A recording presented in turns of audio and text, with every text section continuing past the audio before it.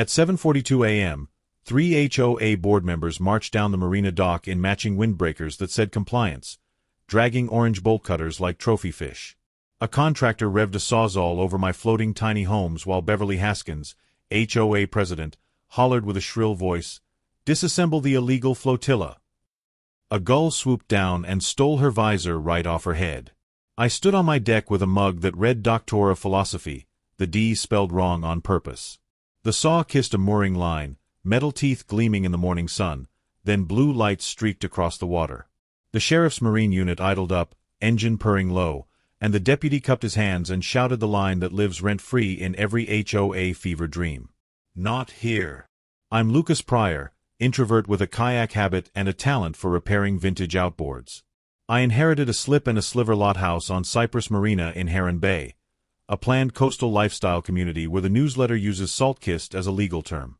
After the hurricane tore through last year, I built 2 floating micro-cottages connected to my dock. Solar panels on top, composting toilets inside, permit tags hanging like Christmas ornaments from every railing. Enter Beverly Haskins, HOA monarch, tennis pro, and self-appointed admiral of inland puddles. She hated them on sight, her face twisting into a sneer the first time she saw them. "Unapproved structures." She sniffed through her nose like she'd smelled something rotten. "You can't just float."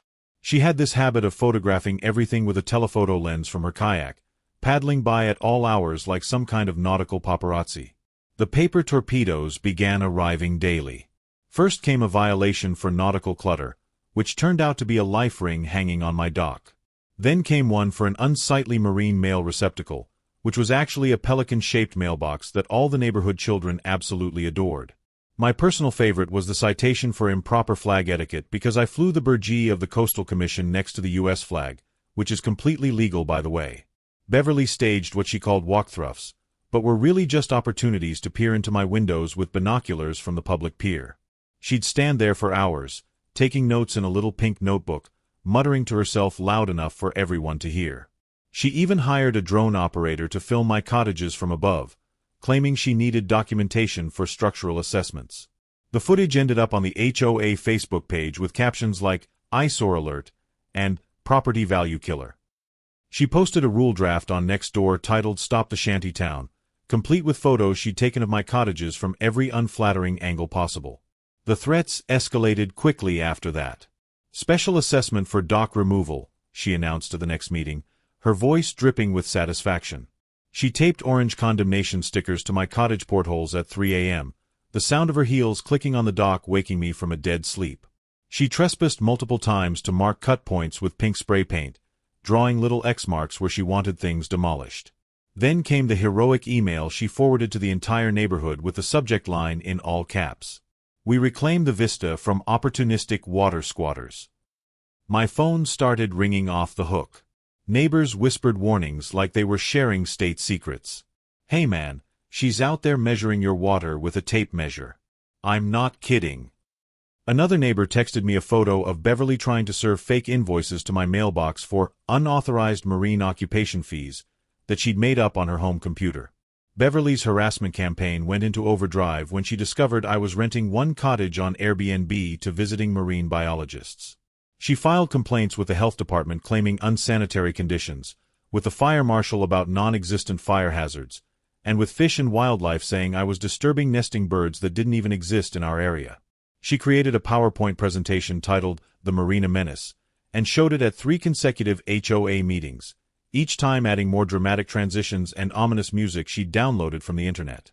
She even contacted my employer, claiming I was running an illegal business that reflected poorly on the community. The kicker was when she tried to get the Coast Guard involved, filing a report that my cottages were navigation hazards.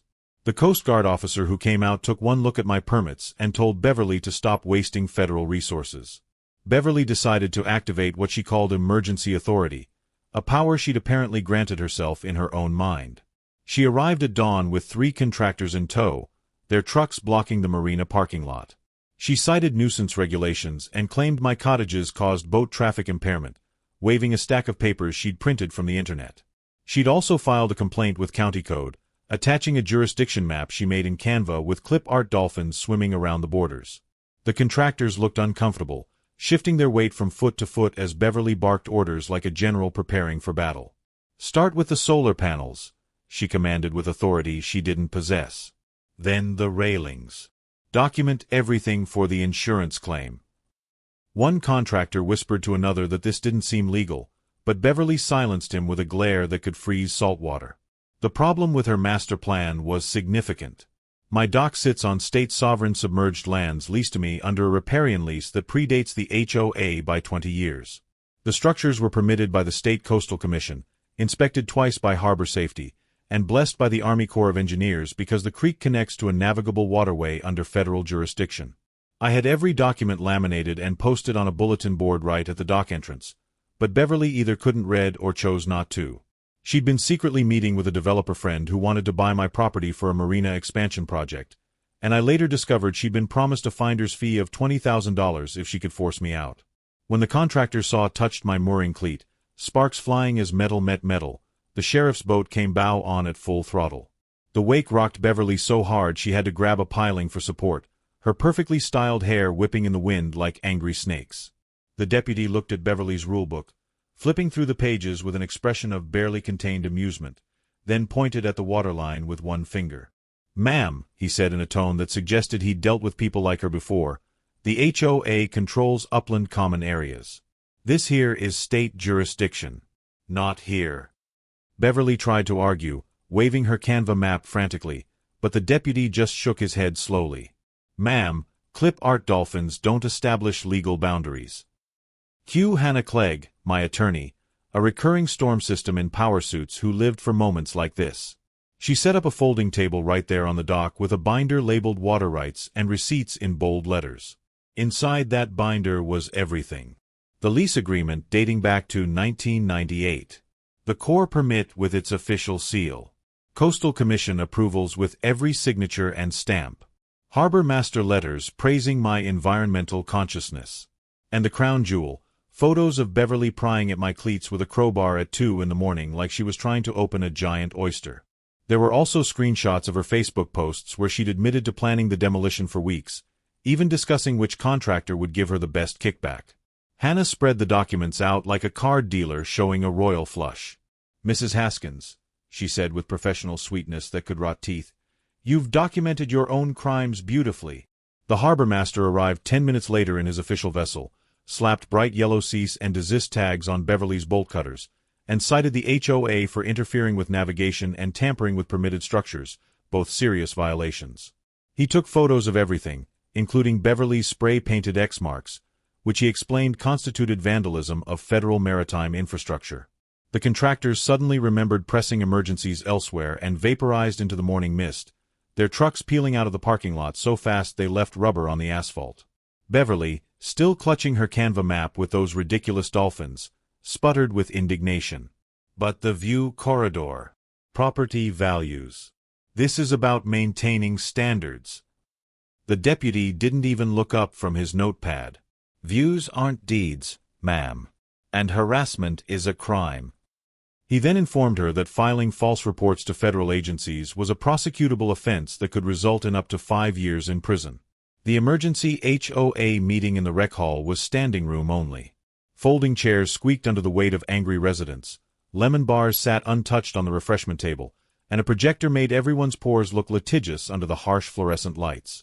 Hannah clicked through her slides with the precision of a surgeon. First slide showed Beverly's condemnation stickers, which Hannah explained constituted fraudulent notices punishable by law. Second slide was video from a neighbor's doorbell cam showing Beverly ordering a worker to, and I quote, "cut the floats first so it sinks slow and we can claim it was already damaged." The room gasped collectively.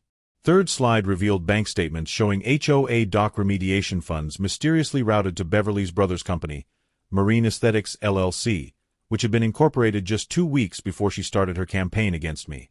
The fourth slide showed emails between Beverly and the developer, discussing how to split the profits once they forced me out. There were $75,000 in suspicious transfers that Hannah had traced through public records. Then came the finale that nobody expected. Hannah made a live call to the Coastal Commission Council, putting it on speaker for everyone to hear. The lawyer's voice filled the room, calm and authoritative. He explained that the HOA had absolutely zero authority over sovereign submerged lands, that Beverly's actions had triggered civil penalties starting at $10,000, and that environmental restoration requirements for disturbing protected eelgrass beds could cost upwards of $50,000. He added that the state attorney was considering RICO charges for the conspiracy with the developer, which carried serious federal penalties. The room turned on Beverly like a riptide changing direction. Motions flew from every corner. Motion to remove. Motion to audit. Motion to prosecute. The votes thundered through like a summer storm. The board stripped her title in a unanimous decision, their faces grim with betrayal. One board member stood up and revealed that Beverly had been skimming HOA funds for years, using them for personal legal consultations about how to harass residents she didn't like. The sheriff, who'd been waiting in the back of the room, stepped forward to serve Beverly with charges for criminal mischief, false reporting, and conspiracy to destroy private property. The harbor master announced a 90-day suspension of her marina access, effective immediately. A representative from the state attorney's office stood up and announced that Beverly was also being charged with wire fraud and racketeering, both felonies that could result in 20 years in federal prison. The developer had already flipped and agreed to testify against her in exchange for immunity. The false reports to federal agencies alone constituted 3 separate counts of making false statements, each carrying up to 5 years. Hannah read from her legal pad with barely suppressed satisfaction. Mrs. Haskins, you're looking at minimum 5 years federal prison, 1 year county jail to run concurrently, criminal fines of $250,000, civil penalties of $100,000, full restitution to my client of $75,000, and by court order, lifetime ban from serving on any homeowners association board in the state.